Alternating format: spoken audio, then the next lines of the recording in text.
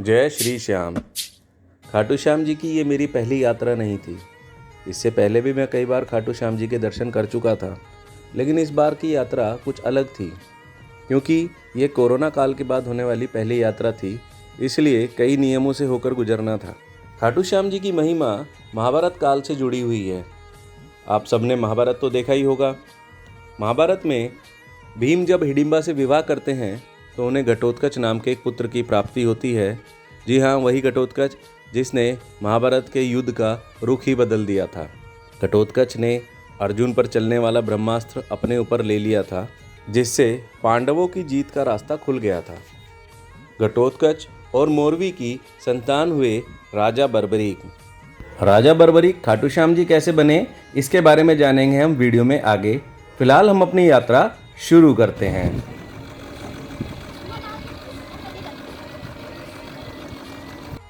खाटू श्याम जी जाने के दो रास्ते हैं, या तो आप ट्रेन से जा सकते हैं या सड़क से।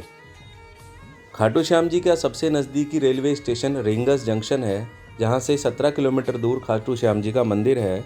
आप स्टेशन से मंदिर तक किराए पर जीप करके जा सकते हैं, लेकिन यदि आप रोड के द्वारा जाना चाहते हैं तो अपनी गाड़ी से जाना ही ठीक है, क्योंकि दिल्ली से खाटू श्याम जी के लिए डायरेक्ट कोई बस नहीं जाती। तो चलिए शुरू करते हैं अपनी यात्रा। जय श्री श्याम।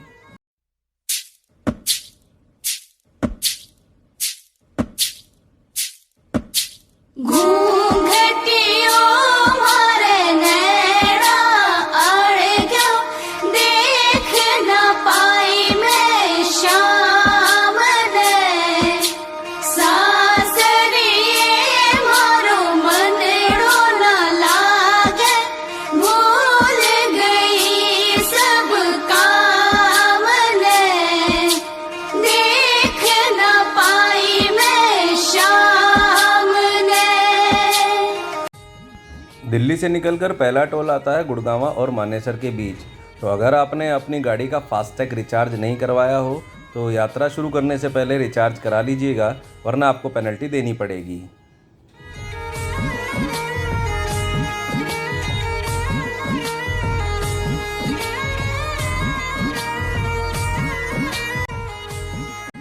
दूसरा टोल आता है हरियाणा और राजस्थान के बॉर्डर पर, यानी नीमराणा में। नीमराणा में एक किला भी है जिसको नीमराणा फोर्ट के नाम से जानते हैं। वहाँ टूरिस्ट घूमने के लिए तो नहीं जा सकते, लेकिन अगर आप स्टे करना चाहते हैं तो आपको लंच और डिनर के साथ नाइट स्टे मिलेगा, जिससे आप राजाओं की तरह जीने का एक रात का अनुभव ले सकते हैं। नीमराणा टोल पार करते ही लगभग 4 किलोमीटर चलने पर लेफ्ट में एक सीएनजी स्टेशन भी है। तो जो लोग अपनी गाड़ी से सीएनजी के द्वारा जा रहे हैं वो वहाँ से सीएनजी फिल करा सकते हैं। ये सीएनजी स्टेशन राजस्थान सरकार का है, इसलिए इसके रेट दिल्ली से ज़्यादा मिलेंगे।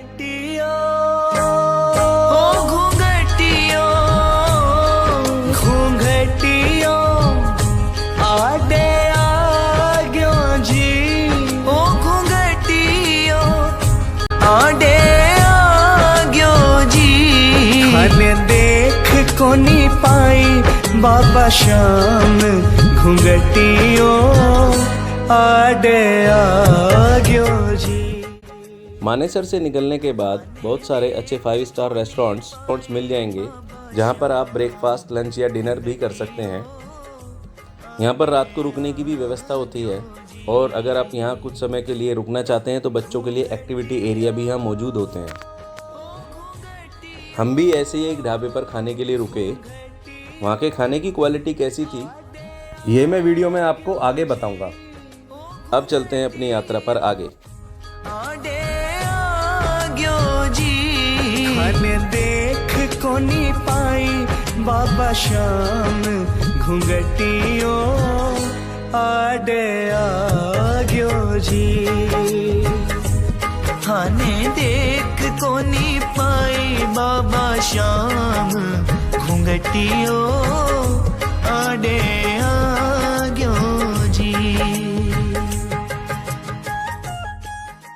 दिल्ली से निकलकर 200 किलोमीटर नेशनल हाईवे 8 पर चलते हुए हम शाहपुरा पहुंचते हैं। वहां से हमें राइट टर्न लेकर नेशनल हाईवे को छोड़कर स्टेट हाईवे पर उतरना होता है।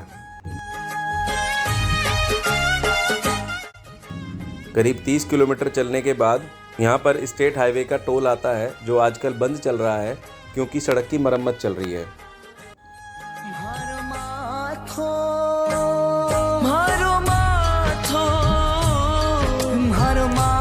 अजीतगढ़ इंडस्ट्रियल एरिया क्रॉस करने के बाद लेफ़्ट में चोमू के लिए हमें टर्न लेना होता है और उस रास्ते पर करीब 2 किलोमीटर चलते ही हमें राइट टर्न लेना होता है, जो खाटू श्याम जी के लिए जाता है।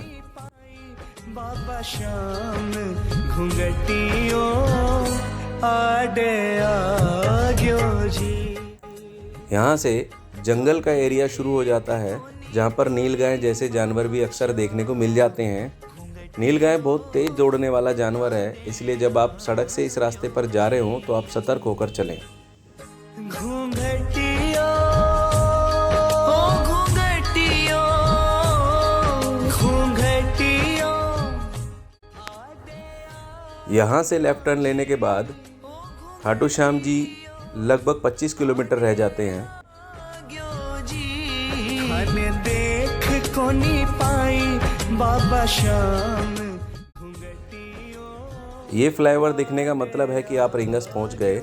अब यहाँ से लगभग 17 किलोमीटर दूर पर ही खाटू श्याम जी का मंदिर रह जाता है। बाबा श्याम घुंघटियों आडे आग्यो जी।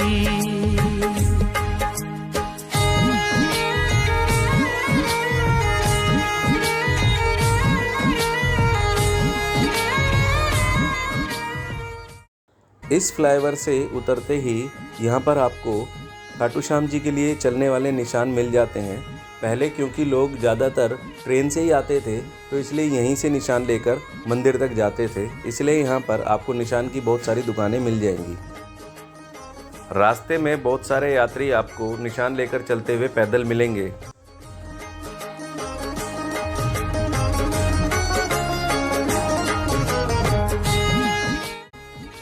ये स्टेट हाईवे पर पड़ने वाला दूसरा टोल है, जो आजकल ये भी बंद चल रहा है।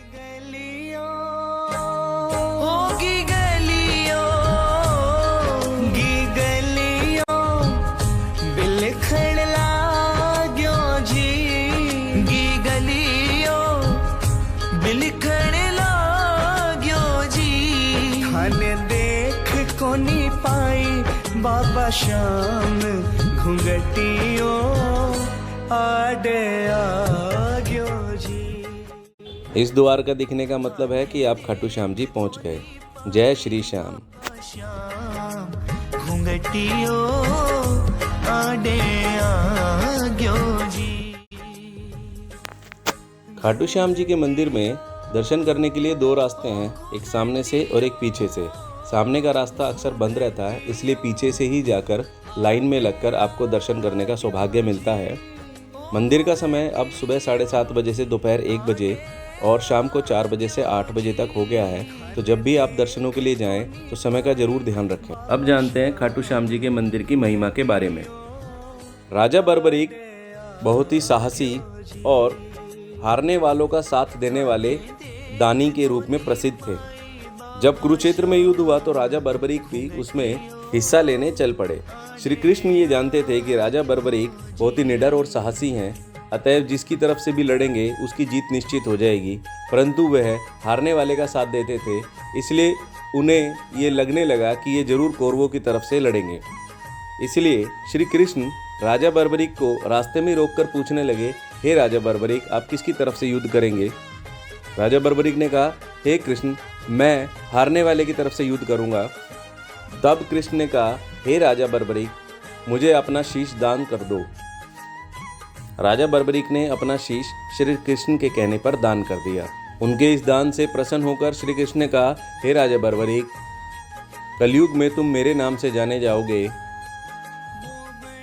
और लोगों की सहायतार्थ हारे का सहारा बनोगे और सबको मेरे नाम से अपना आशीर्वाद दे सकोगे।